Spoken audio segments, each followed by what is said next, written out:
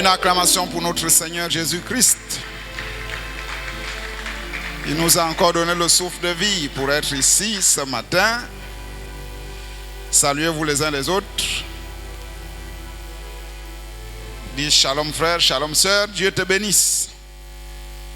Ça fait du bien. Ça fait une semaine qu'on ne s'est pas vu. Une acclamation pour notre Dieu. Alors nous allons nous lever. Nous allons lire le psaume 103. Psaume chapitre 103. Nous sommes debout. Psaume chapitre 103. De David, mon âme bénit l'Éternel. Que tout ce qui est en moi bénisse son saint nom. Mon âme bénit l'Éternel et n'oublie aucun de ses bienfaits. C'est lui qui pardonne toutes tes iniquités, qui guérit toutes tes maladies. C'est lui qui délivre ta vie de la fosse, qui te couronne de bonté et de miséricorde. C'est lui qui rassasie de bien ta vieillesse, qui te fait rajeunir comme l'aigle. L'Éternel fait justice, il fait droit à tous les opprimés. Il a manifesté ses voies à Moïse, ses œuvres aux enfants d'Israël. L'Éternel est miséricordieux et compatissant, lent à la colère et riche en bonté. Il ne conteste pas sans cesse, il ne garde pas sa colère à toujours. Il ne nous traite pas selon nos péchés. Il ne nous punit pas selon nos iniquités. Une acclamation pour notre Dieu. Dans un esprit d'adoration, nous allons chanter le feu divin. Le feu divin brûle dans mon cœur. Le feu divin brûle dans mon cœur. Le feu divin brûle dans mon cœur. Le feu divin brûle dans mon cœur. Le feu divin brûle dans mon cœur. Le feu divin brûle dans mon cœur. Le feu divin brûle dans mon cœur. Le feu divin brûle dans mon cœur. J'aime Jésus de tout mon cœur. J'aime Jésus de tout mon cœur. J'aime Jésus de tout mon cœur. J'aime Jésus de tout mon cœur. Je le loue, mon cœur le loue avec ferveur. Mon cœur le loue avec ferveur. Mon cœur le loue avec ferveur. Mon cœur le loue avec ferveur. Jésus, je viens pour me chercher. Jésus revient pour me chercher. Jésus revient chercher. Jésus revient pour me chercher. Oh, reçois-le de tout ton cœur. Oh, reçois-le de tout ton cœur. Oh, reçois-le de tout ton cœur. Oh, reçois-le de tout ton cœur. Le feu divin brûle dans mon cœur. Le feu divin brûle dans mon cœur. Le feu divin brûle dans mon cœur. Le feu divin brûle dans mon cœur. J'aime Jésus de tout mon cœur. J'aime Jésus de tout mon cœur. J'aime Jésus de tout mon cœur. J'aime Jésus de tout mon cœur. Chacun lève la voix. On prie. Les mains levées, les yeux fermés. On s'adresse à Dieu. On parle à Dieu. Dieu Tout-Puissant, notre Père Céleste, toi qui es le même hier, aujourd'hui et pour toujours, nous voici devant toi ce matin, Seigneur. Nous sommes revenus dans la maison de l'Éternel où le jugement commence, Père. Nous avons besoin de toi, Seigneur Jésus. Et nous savons, Père, que tu as dit dans ta parole que tu ne vas pas nous abandonner, Seigneur. Tu seras toujours avec nous, Père. Souviens-toi, Seigneur Jésus, de nous ce matin, Père. Nous avons besoin de toi, Seigneur Jésus, pour renouveler nos forces, Seigneur. Oh Dieu, tu as dit dans ta parole que l'homme ne vivra pas seulement de pain, mais de toute parole qui sort de la bouche de Dieu, Seigneur. Oh Dieu Tout-Puissant, nous avons besoin de cette parole qui sort de la bouche de Dieu. Et tu nous as dit que la bouche de Dieu, Seigneur Jésus, c'est le prophète, oh Dieu Tout-Puissant, qui reçoit de ta part et qui nous donne, oh Dieu Tout-Puissant, ce que tu as pensé, Seigneur Jésus. Ce matin, Père éternel, mon Dieu, dispose nos cœurs, Seigneur. Dispose notre esprit, Seigneur Jésus. Permets que nous soyons, Seigneur Jésus, oh Dieu, dans l'expectative, Père éternel, mon Dieu, pour recevoir cette parole, oh Dieu Tout-Puissant. Nous voulons être des hommes et des femmes, oh Dieu Tout-Puissant, nés de nouveau, marchant selon la parole, Seigneur Jésus, arrivant à l'adoption, Seigneur Jésus, à la stature d'un homme parfait. Seigneur, c'est pourquoi tu as dit, oh Dieu Tout-Puissant, que chacun de nous doit faire des efforts, oh Dieu Tout-Puissant, pour joindre à la foi la vertu, à la vertu, la connaissance, à la connaissance, la patience, la tempérance, la piété, l'amour fraternel, Seigneur Jésus, afin que toi, qui es le grand Dieu Tout-Puissant, tu puisses rentrer, Seigneur Jésus, dans nos cœurs, pour que nous soyons, Seigneur Jésus, des tabernacles dans lesquels la parole, au Dieu Tout-Puissant, peut se manifester, Seigneur Jésus. Sois avec nous ce matin, conduis nos âmes, Seigneur Jésus, dispose nos cœurs et souviens-toi, Seigneur Jésus. Oh Dieu de notre pasteur, qui va se tenir ici, Seigneur Jésus, pour prêcher, soit avec le Père, soit avec tout le service qui va se passer, Seigneur Jésus. Nous remettons aussi ceux qui sont en chemin, soit avec eux, Père éternel, pour qu'ils arrivent au Dieu Tout-Puissant, sans que rien de mal ne leur arrive en chemin, et qu'ils soient capables de saisir quelque chose venant de toi, Seigneur. Oh Dieu, nous remettons, Seigneur Jésus, les enfants, nous remettons le service et tous ceux qui travaillent pour l'avancement du royaume entre tes mains, au nom Seigneur Jésus-Christ, nous avons ainsi prié. Amen.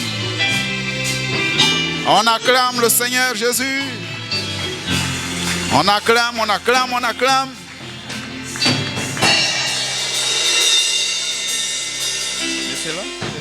Asseyez-vous un moment. Prenez place.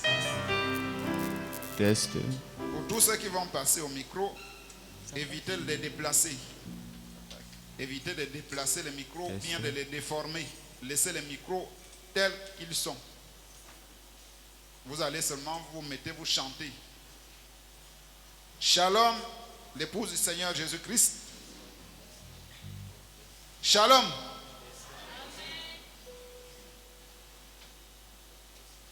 Nous aimerions chanter pour la gloire du Seigneur Jésus. C'est le frère Gilles. Le frère Gilles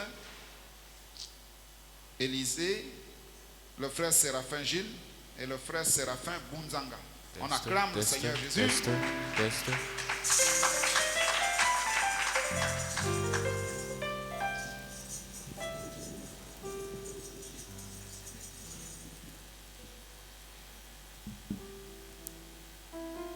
Chant et puis c'est que nous désirons chanter pour la gloire de notre Dieu. Amen. On acclame. Kembo, Alléluia, Hosanna, Yahweh. Kembo, Alléluia, Hosanna, Yahweh. Kembo, Alléluia, Hosanna, Yahweh. Oh, na Yahweh, oh, na Yahweh, oh, na Yahweh, oh, na Yahweh. Je le sois loué, je le sois loué, je le sois loué, je le sois loué. Bravo, alléluia, Hosanna, bravo, alléluia, oh, na Yahweh, oh, na Yahweh, oh, na Yahweh, oh, na Yahweh. Je le sois loué, je le sois loué, je le sois loué, je le sois loué. Bravo, alléluia, bravo, alléluia, oh, na Yahweh, oh, na Yahweh, oh, na Yahweh, oh, na Yahweh. Je le sois loué, je le sois loué, je le sois loué, je le sois loué, je le sois loué, je le sois. Bravo, alléluia, bravo, alléluia, oh, na Yahweh,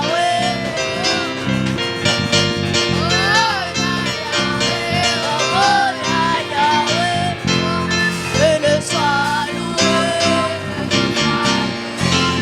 le sois loué, je le sois loué, je le sois loué, je le sois loué. Bravo, alléluia, bravo, alléluia, oh, na Yahweh, oh, na Yahweh, je le sois loué, je le sois loué, je le sois loué, je le sois loué, je le sois loué,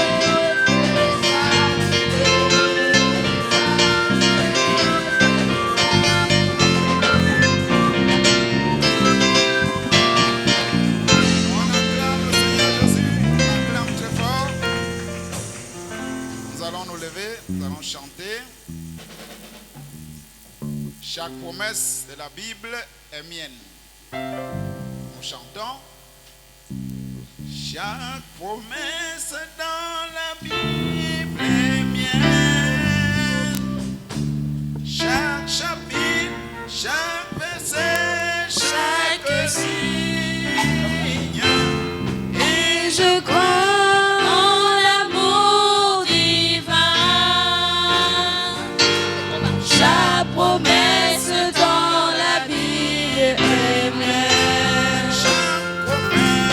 Chaque promesse dans la Bible est mienne. Chaque chapitre, chaque verset, chaque ligne. Et je crois dans l'amour divin. Chaque Promesse dans la Bible est mienne. Chaque promesse dans la Bible est mienne. chaque chapitre, Chaque verset, chaque ligne. Et je crois dans l'amour divin. Chaque promesse dans la Bible est mienne. Chaque promesse dans la Bible est mienne. Bas les mains, bas les mains, bas les mains. Chaque chapitre, chaque verset, chaque ligne. Et je crois dans l'amour divin. Chaque promesse dans la Bible est mienne. On acclame le Seigneur Jésus. Nous nous sentons si bien à parler du bon vieux chemin. Nous nous sentons si bien à parler du Seigneur. Ainsi, Continuons, continuons à parler du bon vieux chemin. Continuons, continuons à parler du Seigneur. nous nous sentons si bien À parler du bon vieux chemin. nous nous sentons si bien À parler du Seigneur. Ainsi, Continuons, continuons à parler du bon vieux chemin. Continuons, continuons à parler du Seigneur. le diable n'aime pas cela. Parler du bon vieux chemin. Le diable n'aime pas cela. Parler du Seigneur. Ainsi, Continuons, continuons à parler du bon vieux chemin. Continuons, continuons à parler du Seigneur. On acclame le Seigneur Jésus. Nous allons lire dans Jacques chapitre 5. Jacques chapitre 5. C'est dans le Nouveau Testament. Jacques. Après les Hébreux. Jacques chapitre 5. Soyez donc patients, frères, jusqu'à l'avènement du Seigneur. Voici le laboureur attend le précieux fruit de la terre, prenant patience à son égard jusqu'à ce qu'il ait reçu les pluies de la première et de l'arrière-saison. Vous aussi, soyez patients, affermissez vos cœurs, car l'avènement du Seigneur est proche. Ne vous plaignez pas les uns les autres, frères, afin que vous ne soyez jugés. Voici le juge est à la porte. Prenez, mes frères, pour modèle de souffrance et de patience des prophètes qui ont parlé au nom du Seigneur. Voici, nous disons, bienheureux ceux qui ont souffert patiemment. Vous avez entendu parler de la patience de Job et vous avez vu la fin que le Seigneur lui accorda. Car le Seigneur est plein de miséricorde et de compassion. Nous prions, Dieu notre Père Céleste, merci encore Seigneur Jésus pour cette parole que nous venons de lire. Nous sommes incapables, Dieu Tout-Puissant, de comprendre sans toi Seigneur Jésus. C'est pourquoi nous nous abandonnons à toi, que toi seul tu nous conduises dans tout ce que nous disons, dans tout ce que nous entendons et dans tout ce que nous voulons faire. Au nom de Jésus-Christ. Amen. On acclame.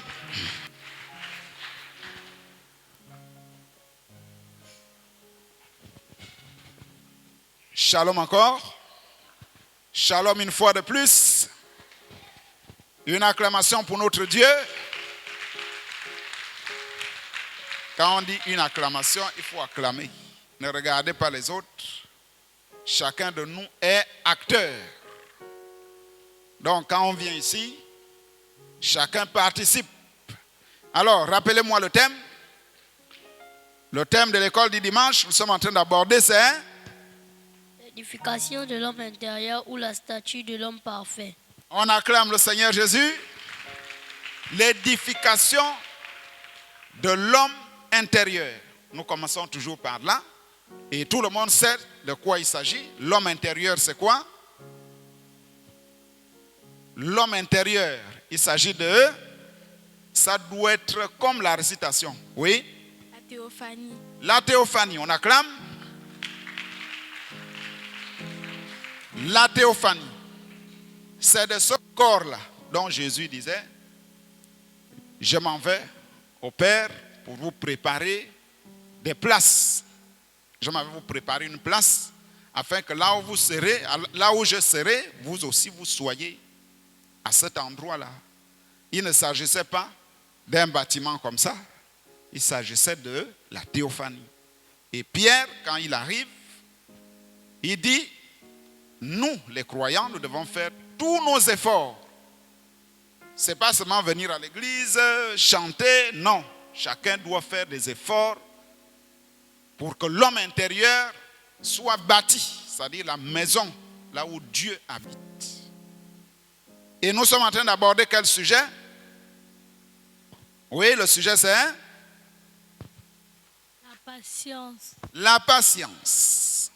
C'est quoi la patience? Nous sommes en train d'aborder la patience. Oui, c'est quoi la patience? C'est l'attitude de persévérer dans une activité.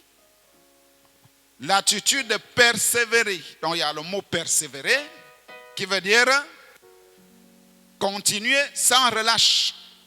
Oui. Être patient. Être patient. Qui peut ajouter? Savoir contrôler sa langue. Savoir contrôler sa langue. Est-ce que c'est ça la patience? Ça se ressemble. Mais ce n'est pas ça. On avait dit que c'était quoi? Quand on sait contrôler sa langue, il s'agit de... Oui? La tempérance. La tempérance. Voilà. Et la patience. Qui va ajouter? Oui, c'est quoi? Attendre. Savoir attendre. On acclame pour toutes les réponses. C'est très bien. Savoir attendre, l'attitude de quelqu'un qui sait attendre, qui sait patienter, persévérer. Et qu'est-ce qu'on a dit? On a dit que la patience,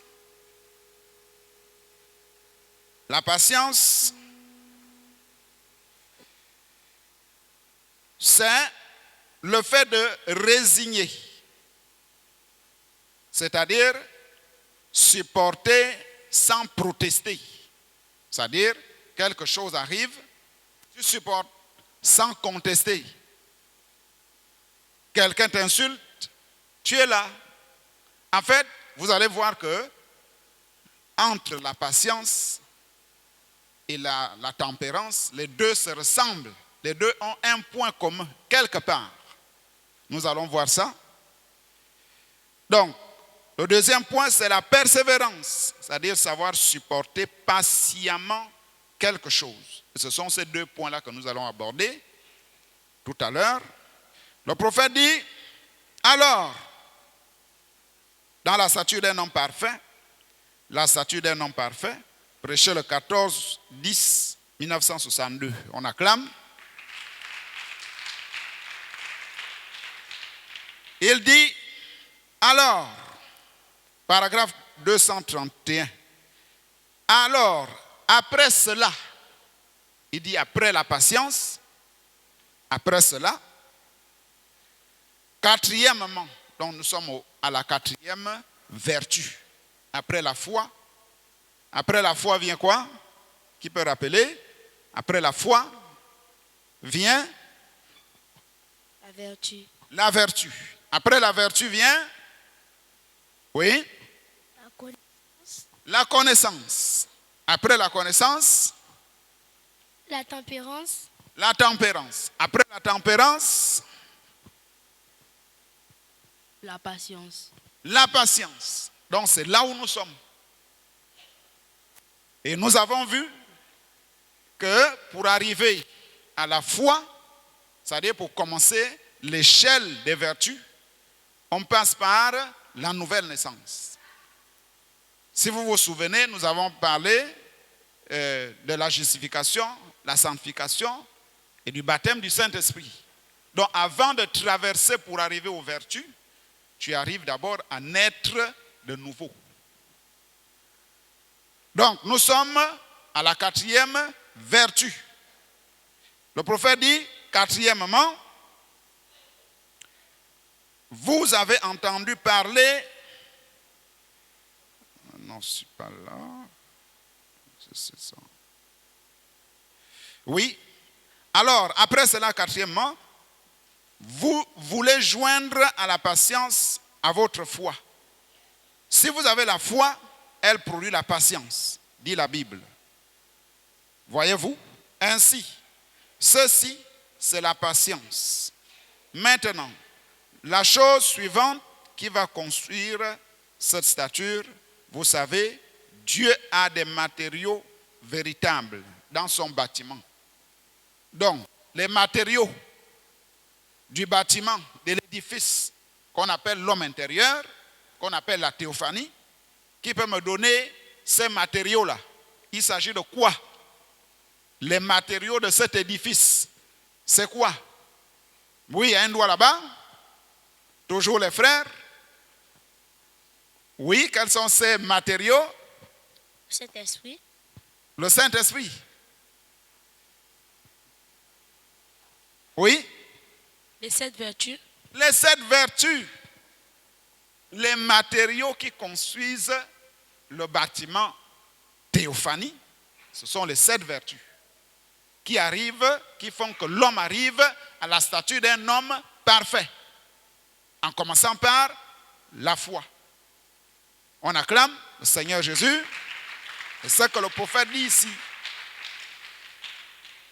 Il dit, vous savez, Dieu a des matériaux véritables dans son bâtiment. Alors, on a défini la patience, que c'est le fait de supporter, de patienter. Il dit, au paragraphe 232, la même brochure, la stature d'un homme parfait, vous voyez ce qui nous manque, frères et sœurs. Vous voyez où nous en sommes.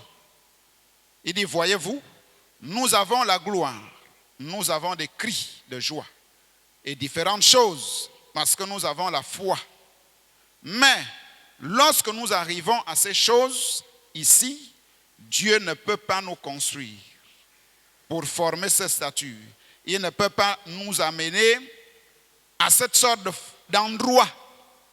Nous tombons et nous glissons avec toutes ces autres choses. Voyez-vous, il ne peut pas construire son église. Pourquoi? Pourquoi il dit nous tombons lorsque nous arrivons là? Nous avons dans l'église des cris. Nous avons l'onction. Les gens qui crient, les gens qui roulent, qui cassent les chaises. Il dit c'est bien. Mais lorsque nous arrivons là, dans ces vertus-là, dans ces matériaux-là, dès que quelqu'un te piétine, tu sors les gonds. Tu brandis une colère, le prophète dit, comme quelqu'un qui peut affronter une lame de scie. Tu es colérique, tu es prêt à te battre. Dès que tu te mets en colère, le Saint-Esprit se retire. Il dit, c'est là où nous tombons. Manque de patience, manque de foi, manque de vertu, manque de connaissance, manque de tempérance. Tout ça, il dit, dès que nous arrivons là, et c'est à cause de ça que Dieu n'arrive pas à construire son église. Toujours la même brochure, paragraphe 233. De la patience. Avec quoi Cette patience-là, c'est avec quoi? Qui peut me dire? On a la patience. Dieu nous demande d'avoir la patience avec quoi? Ou envers qui? Envers quoi nous devons avoir la patience? Question. Envers quoi nous devons avoir la patience? Dieu nous demande d'avoir la patience. Pourquoi? Oui? Il y a une réponse là-bas? Oui? Dieu nous demande d'avoir la patience pour attendre Attendre quoi? l'enlèvement. Attendre l'enlèvement, c'est un exemple. Oui, les autres? La patience pour faire quoi avec? Oui. Apprendre à patienter. Pour apprendre à patienter, on patiente quoi? Il dit de la patience avec quoi? Quelle sorte de patience? Oui. La patience du Saint-Esprit. Pour avoir le Saint-Esprit ou bien du Saint-Esprit? Pour avoir le Saint-Esprit, oui. La patience, pourquoi? La justification. Reprends. La patience pour la sanctification et la justification. Pour avoir la sanctification, la justification, mais tu es déjà justifié. Dès que tu crois au Seigneur Jésus, tu es déjà justifié. Dieu a effacé tes péchés. Mais tu dois avoir la patience. Pourquoi? Oui, il y a encore un doigt là-bas. Oui? Pour attendre la venue du Seigneur. Pour attendre la venue du Seigneur, c'est toujours ça. Attendre l'enlèvement. On acclame. Nous allons voir la suite. Nous voyons la suite. Il dit de la patience avec quoi? Quelle sorte de patience? Premièrement, il faut avoir de la patience avec Dieu. Avoir la patience avec Dieu. Il dit, si vous avez une foi véritable, si vous avez une foi véritable et authentique, vous aurez une patience authentique. Une patience parce que la foi produit la patience. Quand Dieu dit quelque chose, vous le croyez, c'est tout. Vous avez alors la patience. On acclame. Ça résume quoi? Ça veut dire que nous devons avoir la patience dans les promesses de Dieu. C'est à cause de ça que nous venons ici. Si nous venons ici, c'est parce que Dieu nous a promis quoi? La vie éternelle. Dieu nous a promis la nouvelle naissance. Dieu nous a promis l'enlèvement. Dieu nous a promis l'élévation. Dieu a dit, vous serez la tête et non la queue. Vous serez en haut et non en bas. Je serai avec vous et même en vous. Qui veut avoir Dieu? Qui veut que Dieu soit en lui? Levez les mains. Ceux qui veulent que Dieu soit en eux. Chaque minute, chaque instant. On acclame, c'est très bien. Maintenant, pour que ce Dieu-là, qui est esprit, le Saint-Esprit, rentre en toi, il faut arriver là. Il faut arriver à avoir des matériaux du bâtiment théophanie. Il y a donc, on arrive là, il y a donc deux sortes de patience. Il y a deux sortes de patience qui se résument en une seule patience. Deux sortes. Un, la patience envers, ou bien la patience dans les promesses de Dieu. Si Dieu t'a promis la guérison, tu attends la guérison. Quand on prie pour toi, tu dois avoir la foi que je serai guéri. Si Dieu t'a promis l'enlèvement, quand tu arrives ici, tu dois tout faire pour arriver à cet enlèvement-là. C'est pourquoi même certains d'entre nous, certains d'entre vous, les frères, les sœurs, quand vous quittez la maison, quand vous quittez la maison pour venir à l'église, est-ce que vous avez souvent un but dans votre cœur? C'est-à-dire, j'examine ma vie. Je remarque que quand papa me parle, je me fâche. on me dit de faire quelque chose qui est normal selon la parole, mais moi je m'énerve. Je ne suis pas d'accord. Pourquoi?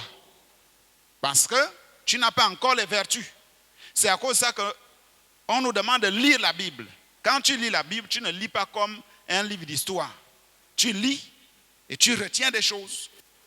Quand tu arrives dans ce qui te condamne, le verset ou bien le mot qui te condamne, tu t'arrêtes et tu pries. Tu constates que tu n'as pas la chose. Quand tu quittes la maison, tu dois dire à Dieu, Seigneur, je constate que je suis encore commère, par exemple. Je suis encore voleuse. Je suis encore impatiente. Je ne suis pas patient. Quand on me parle, je m'énerve, je suis colérique. Mais quand je vais à la maison de Dieu, ce matin, je veux que tu passes par le prédicateur. Comme ça, quand il va monter à la chair, il faut qu'il parle de moi. C'est à cause de ça que quand on vient ici, l'église n'est pas un lieu de rencontre. C'est ce que le prophète dit. L'église n'est pas un club. L'église n'est pas une association. Non. L'église, c'est un endroit où les enfants de Dieu viennent pour que Dieu leur parle. Donc quand vous quittez la maison, vous devez avoir un but. Chacun doit avoir un but dans son cœur. Le but que vous avez, c'est ce que Dieu va mettre dans le cœur du prédicateur. Quand il va monter là-bas, il va toucher ton problème. Et quand il va faire l'appel à l'autel, tu viens, tu te mets là, tu pries. Tu demandes, Seigneur, j'ai besoin de la patience, j'ai besoin de la tempérance, j'ai besoin. Dieu va écouter et tout de suite, il va te remplir de ce que tu veux. On ne vient pas ici comme si tu allais au marché, tu viens, tu arrives là-bas, tu parles avec les gens, les 30 minutes de consécration passent, les gens sont en train de jouer dehors, ils sont en train de manger le pain, les biscuits, les chewing-gums, et on vient ici comme ça, on vient s'asseoir, la prédication finie, quand tu arrives à la maison, qu'est-ce qu'on a dit? Tu n'as même rien retenu, rien. Tu es vide comme tu es venu. Tu es venu faire quoi? Quand on vient ici, depuis la maison, tu pries. Seigneur, on est en train de parler des vertus. Parce qu'à chaque fois que Dieu inspire un sujet, Dieu déplace le peuple sur le plan spirituel. Si nous parlons des vertus, ça veut dire qu'il y a des gens qui auront des vertus ici. Mais quand tu pars de la maison pour venir ici, consacre-toi.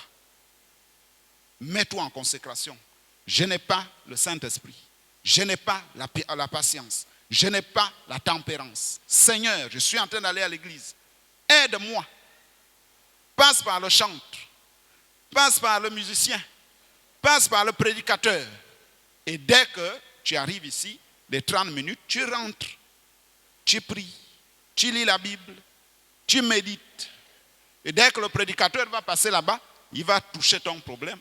Et dès que tu vas aller à l'autel, tu pries et Dieu exauce. Quand tu sors de là, tu as déjà la patience. Tu as déjà la nouvelle naissance. C'est comme ça que ça se passe. On ne vient pas ici comme si c'était un club de rencontres. Non, le prophète dit, l'église n'est pas un endroit de rencontre. Le prophète dit que l'église, c'est un lieu où on vient recevoir l'instruction de Dieu. Si vous voulez vous rencontrer, c'est au quartier. Chacun doit aller voir son frère dans sa maison, vous parler de ce que vous voulez. Mais ici, non. On acclame Seigneur Jésus. Donc, tu dois avoir ces vertus qui sont en liaison avec la parole de Dieu. Donc, il y a la patience dans les promesses de Dieu.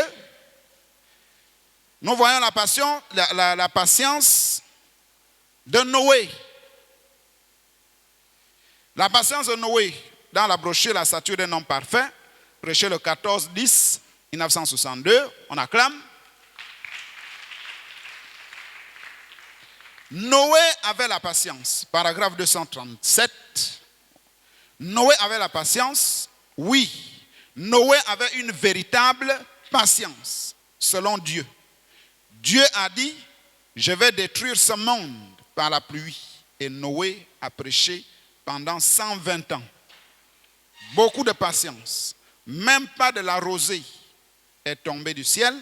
Il n'y avait rien. C'était aussi poussiéreux que jamais. Pendant ces 20 ans, ces 120 ans, mais il était patient. Alors, Dieu éprouve votre patience. C'est vrai. Dieu les éprouve. 120 ans. Ce n'est pas 120 jours. Ce n'est pas 10 ans. Et les gens de cette époque-là duraient. Ils étaient à 900 ans, 500 ans. Il a prêché pendant 120 ans, en train de dire aux gens, Dieu va détruire le monde. Venons, construisons l'arche. Comme vous voyez les gens avec les mégaphones dans les carrefours. C'est ça que Noé faisait. Il va à Wenje, il se met, venez, Dieu va détruire le monde. Les gens ont dit, c'est un fou. Laissez-le. Ils se sont ris. Ils ont dit, tu as perdu la tête, tu es fou, tu es perdu. Qu'est-ce qu'on appelle la pluie? Personne n'a jamais entendu parler de pluie. Mais lui, comme Dieu lui a parlé, il savait sur quoi il se tenait. Il attendait. Il savait que Dieu va forcément faire ce qu'il a dit. On acclame. Nous arrivons à la patience d'Abraham dans l'imitation du christianisme. Prêché le 20 janvier 1957, paragraphe 208. On acclame.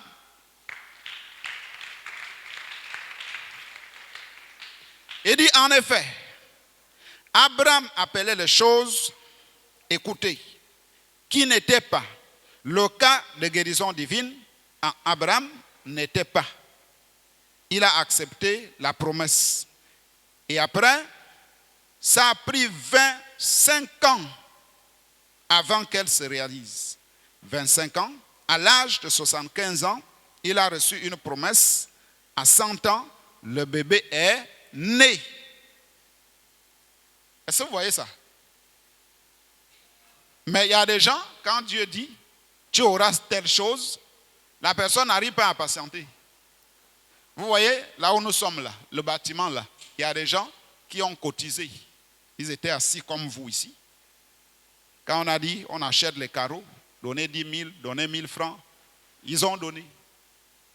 Mais ils n'ont pas attendu jusqu'aujourd'hui. Certains sont à la maison. Ils accusent même Dieu. Ils se donnent des raisons. Parce que Dieu ne m'a pas donné l'argent que je lui ai demandé, donc je ne peux pas aussi aller à l'église. Mais le jour du jugement, Moïse va te juger. Abraham, qui marchait, va te juger. Parce qu'eux, ils faisaient des 50 km pour aller à l'église, à pied. Mais aujourd'hui, nous avons des voitures. Aujourd'hui, nous avons des chaussures. Tu marches. Même si tu es au vin d'eau, tu commences la marche à 5 heures. Tu arrives à l'église. Moi, je l'ai fait. Quand j'étais étudiant, j'avais toutes sortes de problèmes. J'habitais loin au fin fond de Nzanyon, mais je marchais. Je prenais les raccourcis à pied, sans argent. Je quitte au fin fond de Nzanyon, là-bas, je marche. J'arrive à Dragage, je prends les raccourcis. J'arrive au marché de Nzanyon, je prends un raccourci. Je sors au marché banane. Je marche tout droit. L'église était encore au Lys de la Vallée. Je descends, j'arrive à l'église. 15h, 16h, je suis là. J'écoute la parole. Mais aujourd'hui, là, je ne savais même pas que je devais avoir une voiture comme ça. Mais j'ai d'abord marché. Je n'ai pas l'argent, mais je vais à l'église. Est-ce que vous voyez? Mais il y a des gens, il a demandé que Dieu lui donne le mariage. Le mariage n'a pas marché. Il abandonne l'église. Il va s'asseoir. Il a demandé l'argent. Il ne voit pas l'argent. C'est lui qui donne même les limites à Dieu. Il dit qu'en 2022, je dois avoir 50 millions. Dès que 2022 arrive, janvier, février, mars, avril, dès qu'on arrive au 31 décembre 2022 à 23 heures, il dit Dieu est un menteur. Il quitte l'église. Il accuse l'église. Vous voyez? Donc la personne n'a pas de patience. On acclame Seigneur Jésus. Il dit, le bébé est né 25, c'est-à-dire 100 ans après. Il dit, mais tout au long de ces 25 ans, il répondait continuellement à la cour que lui faisait le Saint-Esprit et qui avait couvé la terre pour lui en faire sortir. Il appelait la parole du Saint-Esprit, vraie. Il appelait les choses qui sont comme si elles n'étaient pas. Parce qu'elles étaient contraires à la parole du Saint-Esprit. Il a été changé en jeune homme. Il a produit l'enfant. Un vieux de 90 ans, de 100 ans, est devenu un jeune garçon de 18 ans dans sa chair. Pourquoi? Parce qu'il croyait en Dieu. Il a tenu bon jusqu'au bout. Et la Bible dit, Abraham appelait tout ce qui était contraire à la parole comme n'existant pas. C'est-à-dire là où nous sommes ici ce matin, je marche comme si la regard n'existait pas. C'est comme si aller au bar n'existait pas. Aller en boîte de nuit n'existe pas. Le mot copine ou copain n'existe pas pour moi. Donc tout ce qui est contraire à la parole, je ne m'en occupe pas. Moi je regarde seulement ce que le Saint-Esprit dit. Aller à l'église, prier, visiter les frères, faire du bien, prêcher la parole, annoncer la bonne nouvelle. C'est tout ce qui m'intéresse. Pourquoi? Parce que je suis chrétien. Donc toutes les autres choses contraires à la parole n'existent pas pour moi. C'est comme ça que le chrétien marche. Et c'est ce qu'Abraham a fait. Nous allons dans la patience de Moïse. Qui a déjà entendu parler de Moïse? Levez les mains. Moïse. Moïse était quoi? Moïse, tout le monde doit savoir. Moïse était quoi? Oui, frère? Moïse était quoi? Un prophète. Un prophète. Moïse était un prophète. Il a prophétisé où? Il était où? Moïse était où? Oui? En Égypte. En Égypte. Est-ce que Moïse était égyptien? Moïse était quoi? Il était? Oui? Un hébreu. Le fils de Amram et Jécobed. Alors, un jour, pendant que le peuple était en esclavage, parce que Dieu avait dit à Abraham que ta descendance va séjourner dans un pays étranger pendant 400 ans. Ils vont sortir avec des grands biens, ils vont venir ici, sur la montagne, dans la terre promise, m'adorer, marcher selon mes lois. Alors, il y a eu des années qui sont passées. Les enfants hébreux étaient en esclavage, on les maltraitait. Mais le père de Moïse, lui, ayant la foi, il priait. Chaque nuit, il priait. Chaque matin, il priait. Quand il arrive au travail, on le fouette. Quand il n'arrive pas à soulever la brique, on fouette. Mais quand il arrive à la maison, bien quand il y a la pause, il prie. Il avait toujours la foi. Mais un jour, une nuit, c'est comme ça que l'ange Gabriel lui apparaît. Ce que je suis en train de dire, c'est dans la brochure, l'enseignement sur Moïse. Pour ceux qui ont la brochure, vous allez voir ça. C'est là où le prophète parle de ça, l'enseignement sur Moïse. Il dit, l'ange Gabriel a sorti l'épée, il a tendu vers le nord. Il a dit, Amram, regarde. Amram a regardé. Où est-ce que je pointe l'épée? Il dit, vers le nord. Il dit, c'est de là-bas que vous irez. Vous sortirez d'ici, vous irez là-bas. Tu auras un fils, c'est lui qui sera le libérateur. Vous voyez? Donc ces prières ont payé.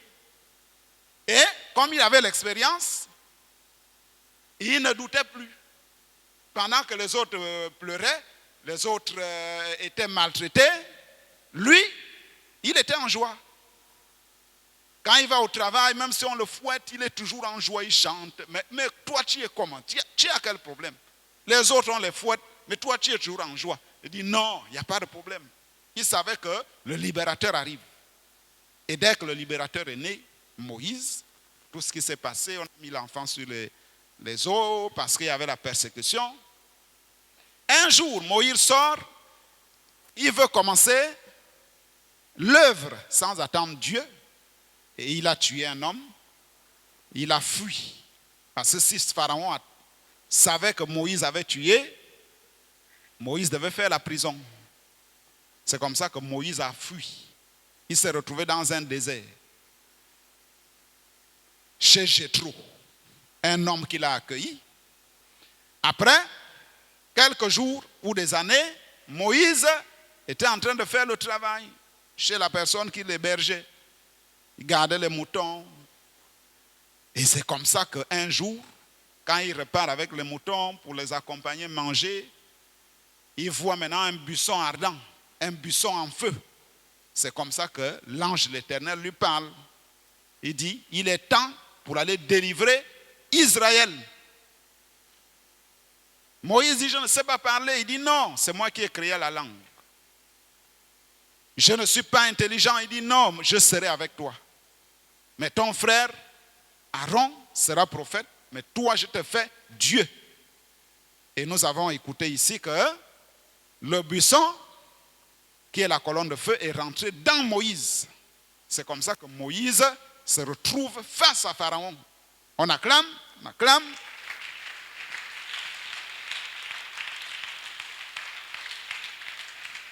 Nous sommes dans la statue d'un homme parfait, paragraphe 269. Il dit, qu'est-ce que Moïse a fait? Parce que Moïse, dès qu'il est arrivé face à Pharaon, il a exécuté les ordres que Dieu lui avait donnés. Quand tu vas arriver devant Pharaon, voilà ce que tu vas faire. Tu vas balancer le bâton va devenir serpent, et tu vas attraper, le serpent va devenir bâton. Et quand Moïse arrive, il fait les mêmes choses devant Pharaon. Pharaon aussi dit non, j'ai des gens qui peuvent faire ça. J'ai des Nganga. Janès et Jambres sont sortis. Ils ont aussi balancé leur serpent. Mais qu'est-ce qui s'est passé? Qu'est-ce qui s'est passé à la suite? Oui, qui connaît? Oui, frère. Il y a eu quoi? Le serpent de Moïse est devenu grand. Est devenu grand. Le serpent de Moïse a fait quoi? Oui. Le serpent de Moïse a avalé tous les serpents. Avalé les serpents d'un Nganga, de 5 Nganga là. On acclame. Donc, c'était des faux prophètes. Pourquoi? Parce que Moïse avait la plus grande onction. Ça confirmait que c'est Dieu qui l'avait envoyé. Maintenant, dès que la chose s'est passée, qu'est-ce que Moïse a fait? Il n'a pas dit, oh, monsieur Pharaon, je regrette, je serai votre esclave. Non, il est resté tranquille. Amen.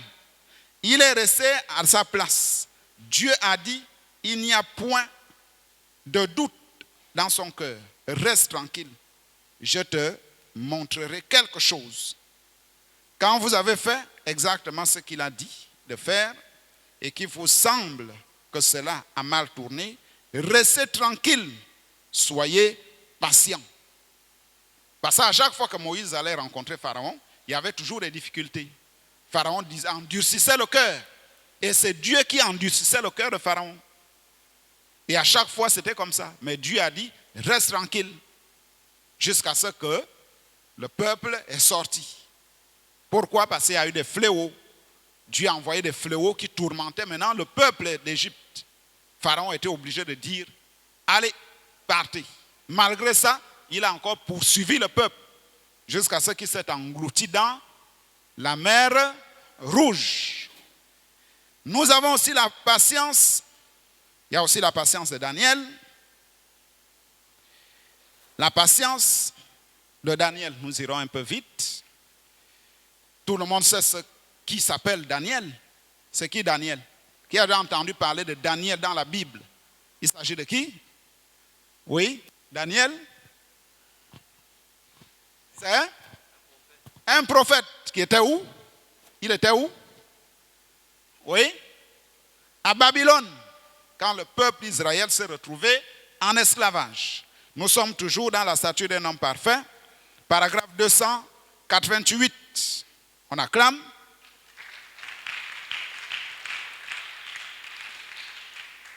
Pour Daniel, ce fut pareil.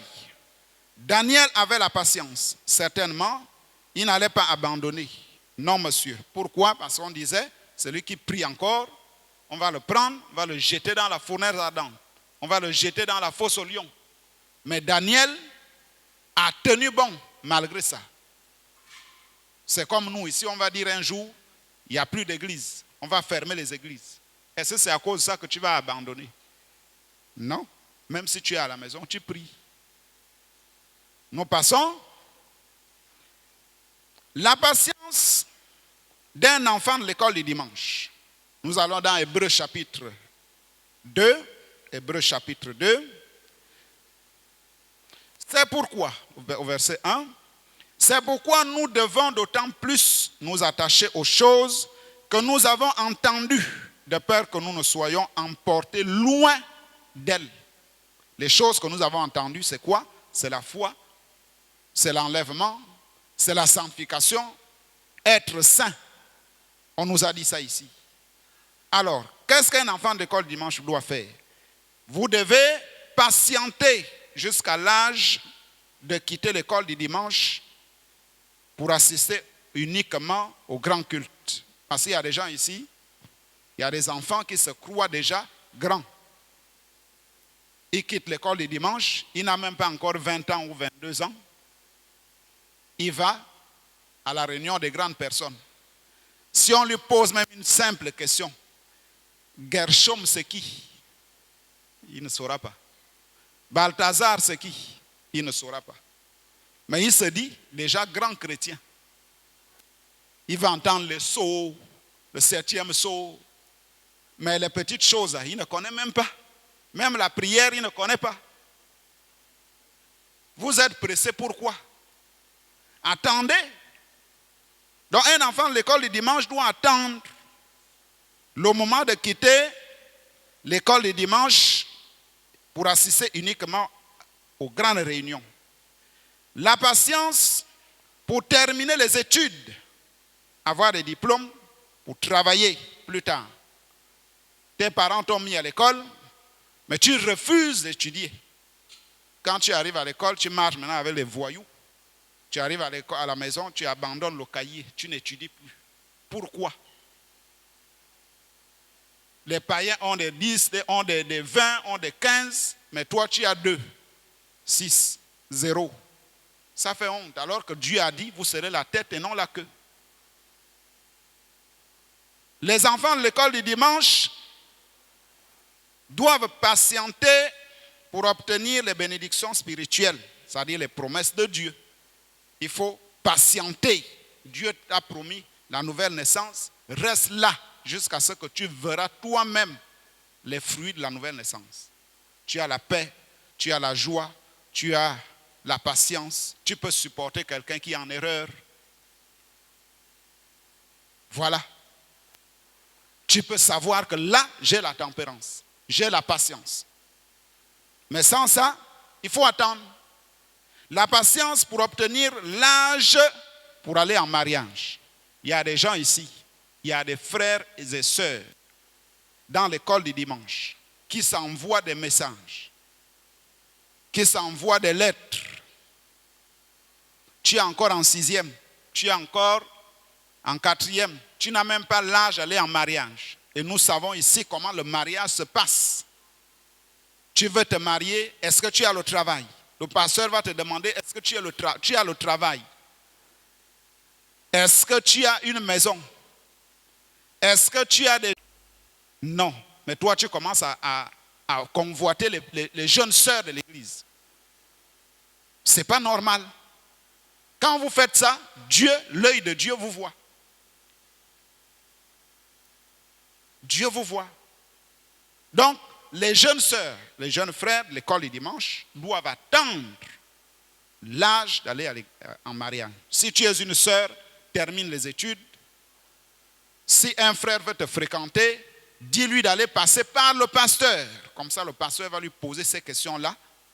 Et si, parmi les 10 questions ou les 5 questions, il ne s'en sort pas, le pasteur va lui dire, c'est pas possible. S'il continue, on va l'exposer ici. C'est un faux frère. S'il continue, on va le chasser de l'église parce qu'il vit mal. Est-ce que vous comprenez? Donc, un frère, déjà, un frère et une sœur ne marchent pas ensemble. C'est la doctrine de notre église. Un frère ne doit pas appeler une sœur aux heures tardives ou la sœur appeler le frère. Ça ne se fait pas au plein évangile. Vous devez attendre le temps d'aller en mariage. Vous êtes encore des bébés, des enfants. Si vous le faites, vous allez vous détruire. Alors que, sachant qu'une jeune sœur ou un frère doit aller en mariage vierge, comme la Vierge Marie. C'est ce que nous croyons ici. Tu es né chez les parents qui croient, tu dois aller en mariage vierge. Quand tu passes ici, le pasteur doit dire, la sœur que vous voyez là n'a jamais eu d'homme. Elle est vierge. Là, les parents, le pasteur, les diacres, l'église, tout le monde va t'acclamer. Nous serons contents que tu as tenu bon. Mais si tu commences à faire ces histoires-là, tu sors maintenant avec des garçons du collège, du lycée, des quartiers. C'est pas bien pour l'église. Tu salis l'église, la renommée de l'église. Tu salis la renommée de ton pasteur. Ça ne doit pas se faire. Si vous avez des ambitions pour faire ça, arrêtez déjà. Qui entend ce que je dis? J'ai commencé à dire que ici, ce n'est pas un lieu d'amitié. Vous venez pour écouter la parole. Après la parole, vous rentrez chez vous. C'est ce que j'ai commencé à dire. Je termine à dire que les frères et les sœurs doivent attendre le temps de mariage. Évitez de vous écrire, d'appeler, d'envoyer des lettres. Qui me saisit? Si on vous prend, on vous amène chez le pasteur. Dans l'Ancien Testament, on lapidait. Chacun devait prendre un caillou pour lapider. Mais aujourd'hui, on te chasse de l'église. On acclame le Seigneur Jésus. Nous terminons par là. Nous allons prier.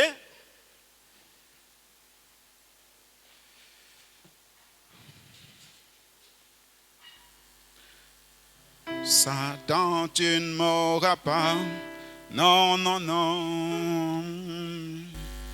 Satan, tu ne mourras pas. Non, non, non.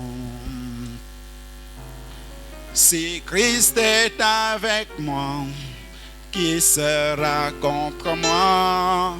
Satan, tu ne mourras pas. Non, non, non. Satan, tu ne mourras pas. Non, non, non. Satan, tu ne mourras pas. Non, non, non. Si Christ est avec moi, qui sera contre moi? Satan, tu ne mourras pas. Non, non, non. Dieu Tout-Puissant, notre Père Céleste, merci encore Seigneur Jésus pour cette parole que nous venons d'écouter ce matin. Nous avons besoin de toi Seigneur Jésus pour que tu nous guides afin que chacun soit, au Dieu Tout-Puissant, capable de prendre position pour cette parole que nous écoutons Seigneur Jésus. Fais-nous grâce alors que nous sommes tes enfants. Assiste chacun de nous. Donne-nous une vraie position en Christ pour que nous marchions selon la parole. Nous nous abandonnons à toi au nom de Jésus-Christ. Amen. Je serai enlevé. Oui, oui, oui. Je serai